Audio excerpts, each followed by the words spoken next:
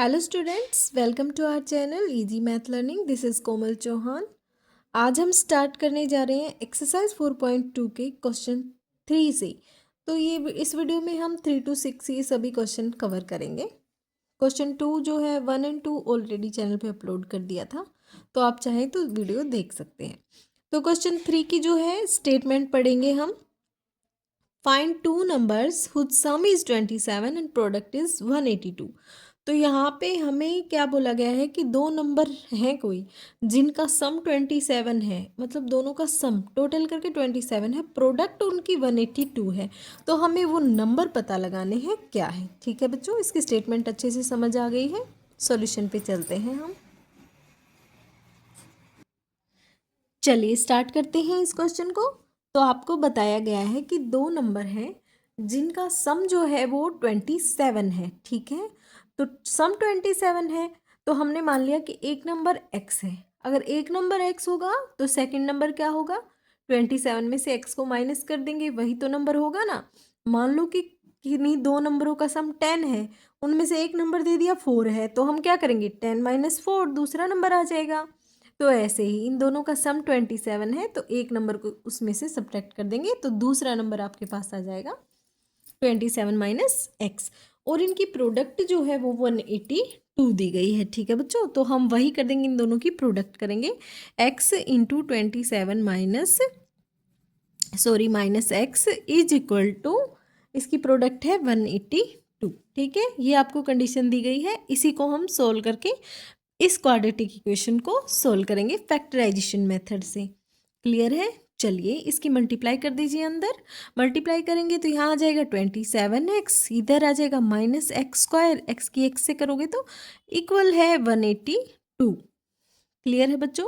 तो चलिए इस 182 को इस साइड लेके आएंगे तो हो जाएगा 27x - x² - 182 is equal to 0। Clear है ना? अब हम क्या करते हैं, क्वाड्रेटिक इक्वेशन में x² वाली टर्म को आगे रखेंगे, तो हम लिख लेते हैं -x² + 27x - 182 is equal to 0। Okay, अभी आगे माइनस को हम नहीं रखेंगे, हम क्या करेंगे, इस माइनस को कॉमन ले लेते हैं। तो अगर माइनस को कॉमन लेंगे तो यहाँ हो जाएगा x², यहाँ -27x and plus 182 is equal to 0। Okay बच्चों, तो अभी देखो यहाँ माइनस आ गया है ना, तो इस माइनस को अगर इक्वल के दूसरी साइड अगर हम ट्रांसफ़र करते हैं तो ये माइनस हट जाएगा उधर से। ठीक है ना, 0 के उस साइड जाके माइनस खत्म। अभी क्या करना है, हमें इसके फैक्टर करने हैं। तो 182 की इससे मल्टीप्लाई करेंगे इसका कोफिशिएंट, तो कोफिशिएंट यहाँ पे 1 है, तो आपके पास क्या गया 182। 182 के आपको ऐसे फैक्टर करने हैं कि 182 के फैक्टर करने के बाद उनको फैक्टर को ऐड करेंगे तो 27 आएगा और मल्टीप्लाई 182 आएगी। तो चलिए फैक्टराइजेशन मेथड के लिए इसके प्राइम फैक्टर्स कर लेते हैं। यहाँ पे डिवाइड नहीं होगा, 5 से डिवाइड नहीं होगा, ये डिवाइड होगा 7 से। तो 7 से जब आप करोगे तो यहाँ पे आपके पास आ जाएगा 13 और फिर से 13 से डिवाइड। तो आपको फैक्टर बनाने हैं ना, तो 7 2 जा कितना हो गया 14। ठीक है, 14 और 13। अभी देखो 14 और 13 आपके पास दो नंबर हैं। ठीक है बच्चों, 14 और 13 है, तो 14 और 13 को ऐड करेंगे आप। अगर ऐड करोगे तो 27 आ जाएगा और इनको मल्टीप्लाई करोगे तो 182 आ जाएगा। अभी हमें देखना होता है साइन के लिए, तो साइन देखो यहाँ माइनस का है, यहाँ प्लस का है, तो मतलब यहाँ माइनस का साइन है ना, तो हमें दोनों ही नंबर माइनस के लेने होंगे, ताकि माइनस माइनस ऐड तो हो जाएंगे और साइन माइनस का आ जाएगा, और माइनस माइनस की मल्टीप्लाई करेंगे तो प्लस आ जाएगा। हाँ है ना? तो चलिए इनको हम इधर रख लेते हैं, x² - 14x plus 13x -13x plus 182 is equal to 0। ठीक है, यहाँ से हम दोनों में देखेंगे कॉमन क्या आया, तो कॉमन आएगा x। अगर आप x कॉमन लेते हैं तो x - 14 अंदर बच जाएगा। यहाँ से माइनस आगे होता है तो हमें माइनस कॉमन लेना होता है, और यहाँ 13 कॉमन आ जाएगा, यहाँ बचेगा आपके पास x। साइन चेंज हो जाएगा माइनस की वजह से, और इधर करोगे 13 को इससे डिवाइड करोगे तो आपके पास आ जाएगा 182 को 13 से डिवाइड करोगे तो 14 आ जाएगा आपके पास, इक्वल जीरो। ठीक है, ये हमारे पास आ गया है। अभी हम क्या करेंगे, इन दोनों में से तो एक को लिख लेंगे, x minus 14 is equal to zero, और दूसरा क्या आ जाएगा आपके पास, x minus 13 is equal to zero. तो यहाँ से आप करोगे तो x इज इक्वल टू 14 आ गया और x इज इक्वल टू 13 आ गया। तो आपके पास दो नंबर आपको निकालने थे, तो वो नंबर आपके पास आ गए हैं। फर्स्ट नंबर जो होगा वो होगा 14 एंड जो सेकंड नंबर होगा आपके पास वो आ जाएगा 13। ठीक है बच्चों, तो इसी के साथ ये क्वेश्चन सोल्व हो गया है। देखते हैं क्वेश्चन नंबर 4। ये देखिए, ये क्वेश्चन नंबर 4 की आपको पहले पढ़नी होगी इसकी statement. Find two consecutive positive integer sum of whose squares is 365। Consecutive का मतलब होता है लगातार आने वाले पॉजिटिव इंटीजर्स। जैसे 1 के बाद 2 आता है, 2 के बाद 3 आता है, तो कोई दो पॉजिटिव इंटीजर्स हैं, नेगेटिव नहीं है, और दोनों कंसेक्यूटिव हैं। सम ऑफ हुज स्क्वायर, उनके स्क्वायर का सम वो 365 होगा। ये हमारे पास कंडीशन है। तो इसका सॉल्यूशन चलिए करते हैं start. So let's start this solution. हमें क्या बोला है, दो पॉजिटिव इंटीजर हैं कंसेक्यूटिव। तो फर्स्ट इंटीजर क्या होगा भाई, x मान लिया है हमने, लेट फर्स्ट इंटीजर x। तो सेकंड क्या होगा, कंसेक्यूटिव है तो x प्लस 1 हो जाएगा सेकंड इंटीजर।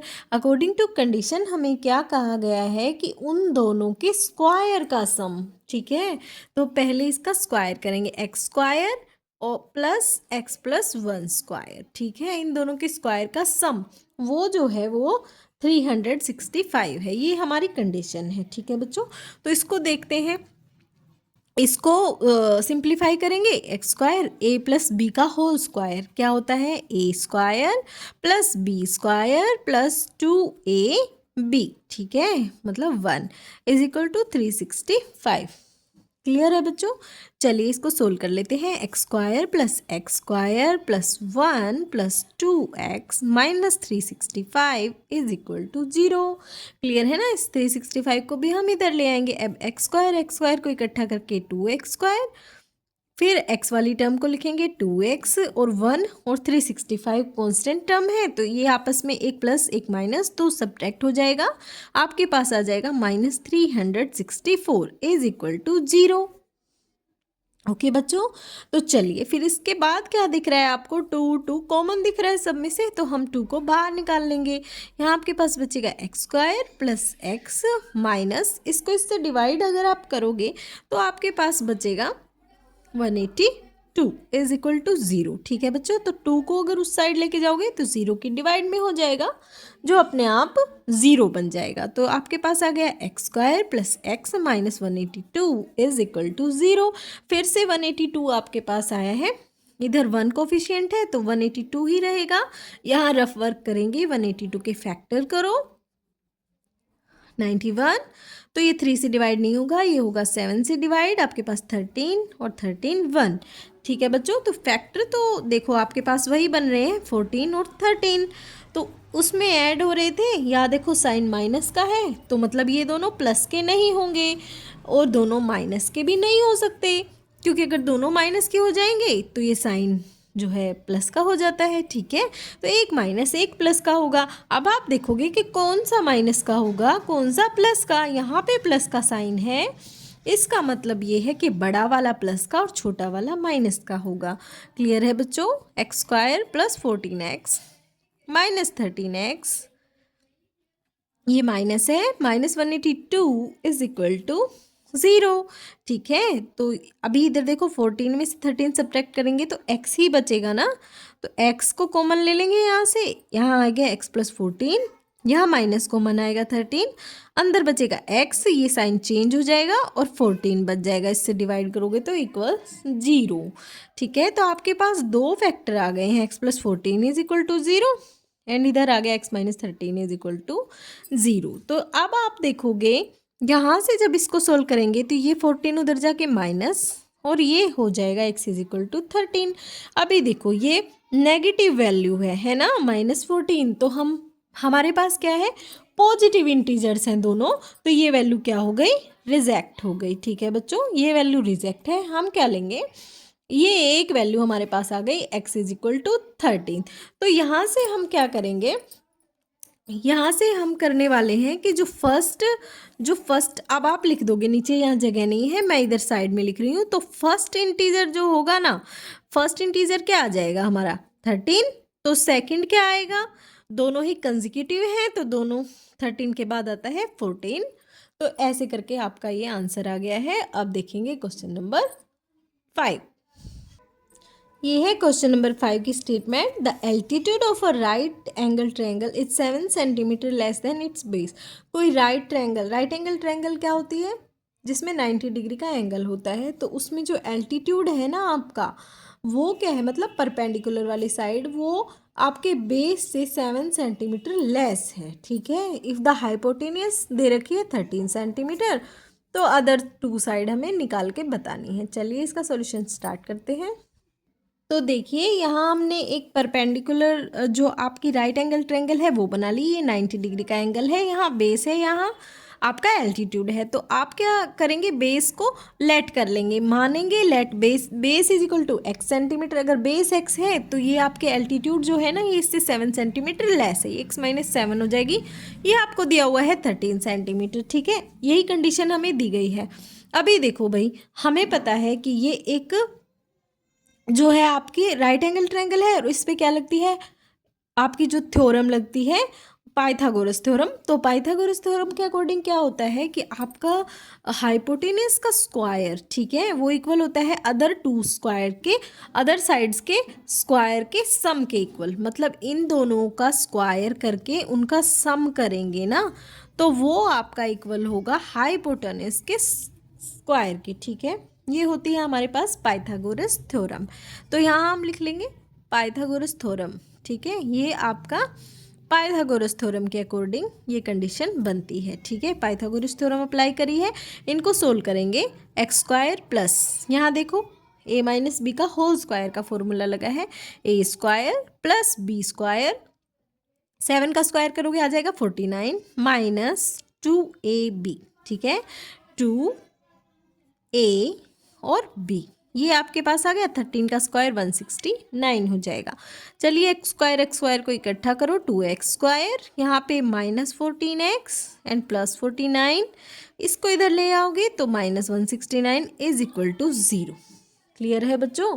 तो यहाँ तक आपके पास आ गया है। अभी क्या करना है, सोल्व करो इसको। 2x स्क्वायर -14x, इसमें से इसको सब्ट्रैक्ट करेंगे, ये बचेगा माइनस का 120 इज इक्वल टू 0, क्योंकि माइनस का बड़ा है ना इन दोनों में से। अभी क्या करेंगे, 2 कॉमन आ सकता है यहाँ से, x square -7x -60 is equal to 0। तो ये 2 उधर जाके क्या बन जाएगा, 0 बन जाएगा। इक्वेशन बनेगी आपके पास X square -7x -60 is equal to 0। अभी आपको 60 के ऐसे फैक्टर करने हैं जिसकी मल्टीप्लाई 60 आए और ऐड करने पे -7 आए। तो चलिए 60 के फैक्टर यहाँ साइड में कर लेते हैं। 2 से 30, 2 से 15, फिर 3 से 5 एंड 5। ओके बच्चों, तो यहाँ पे आप देखो क्या फैक्टर कर, 2 2 ज़ा 4, 4 3 ज़ा 12 और 5। तो 12 और 5 दो ये नंबर करोगे तो देखो इनको, एक 12 है एक 5 है, तो इनको सब्ट्रैक्ट करते हैं तो 7 आता है ना यहाँ पे माइनस, मतलब एक माइनस का होगा एक प्लस का होगा, तो बड़ा वाला माइनस होगा क्योंकि यहाँ साइन माइनस का है। X square -12x plus 5x -60 is equal to 0। तो यहाँ से x कॉमन आ गया, x -12, इधर 5 कॉमन आएगा, x -12 इज इक्वल टू 0। तो आपके पास 2 आ गए हैं, x -12 is equal to 0, x + 5 is equal to 0। तो यहाँ से x की वैल्यू 12 आ गई, यहाँ से x की वैल्यू -5 आ गई। पर -5 जो वैल्यू है वो रिजेक्ट हो जाएगी क्योंकि ये नेगेटिव वैल्यू है। हम लेंगे x is equal to 12। Clear है बच्चों? तो आपके पास जो बेस आ गया है, तो हम क्या लिखेंगे, बेस, हमें बेस चाहिए था। बेस कितना आ गया आपके पास, 12 सेंटीमीटर। और यहाँ से हमारे पास बेस 12 सेंटीमीटर है, हमने अभी निकाला है एक्स की वैल्यू। और एल्टीट्यूड जो है वो कितना है हमारे पास, स्टार्टिंग में ही x -7, तो x की जगह पे वैल्यू पुट करेंगे 12 - 7, आपके पास आ जाएगा 5 सेंटीमीटर। दोनों साइड आपकी आ गई हैं। ठीक है, हाइपोटेनस आपके पास दिया हुआ था। क्वेश्चन नंबर 5 कंप्लीट है। देखते हैं क्वेश्चन नंबर 6। ये है क्वेश्चन नंबर 6 की स्टेटमेंट, जिसमें आपको बताया है a cottage industry produces a certain number of pottery articles in a day. एक इंडस्ट्री है कॉटेज इंडस्ट्री, वो certain number of pottery articles को वो प्रोड्यूस करती है। सर्टेन नंबर मतलब कुछ उनका निश्चित है कि इतने आर्टिकल ही वो प्रोड्यूस करेंगे एक दिन के। मतलब जैसे मान लो कि उनको 10 आर्टिकल्स एक दिन में देने हैं, ऐसे वो रोज ही 10 करते हैं।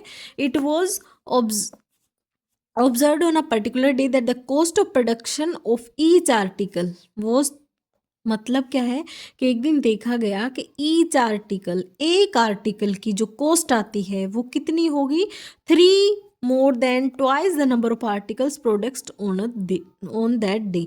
मतलब जितने नंबर ऑफ आर्टिकल्स एक दिन में प्रोड्यूस किए जाते हैं उसका ट्वाइस करने के बाद उससे भी 3 मोर देन है। ठीक है बच्चों, मतलब मान लो कि नंबर ऑफ आर्टिकल्स x हैं तो 2x प्लस 3 इसकी एक आर्टिकल की कॉस्ट हो जाएगी।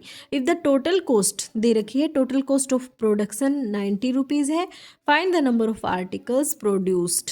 तो कितने नंबर ऑफ आर्टिकल्स एक दिन में वो प्रोड्यूस करते हैं और कॉस्ट ऑफ ईच आर्टिकल हमें बतानी है। चलिए इसका जब सॉल्यूशन करेंगे तो ये आपको बहुत अच्छे से समझ आएगा।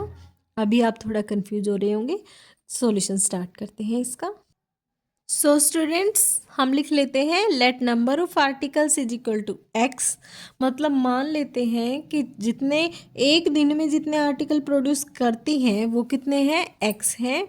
कॉस्ट ऑफ ईच आर्टिकल कितनी होगी, इन्होंने बताया है जो कॉस्ट ईच आर्टिकल है वो कितनी है, twice the number of articles produced on that day. मतलब इसका ट्वाइस करके और उससे भी 3 मोर देन मतलब 3 ऐड करना है, तो ये इसकी कॉस्ट आ जाएगी आपके पास। ठीक है बच्चों, तो ये है इसकी कॉस्ट, ये आ गई आपके पास। अब क्या कह रहे हैं कि जो टोटल कॉस्ट है ना, टोटल कॉस्ट कितनी है, 90 रुपीज़ है। ठीक है, तो उन्होंने, मैं यहाँ साइड में लिख रही हूँ कि टोटल जो कॉस्ट है वो उन्होंने दे रखी है कि 90 रुपीज़ है।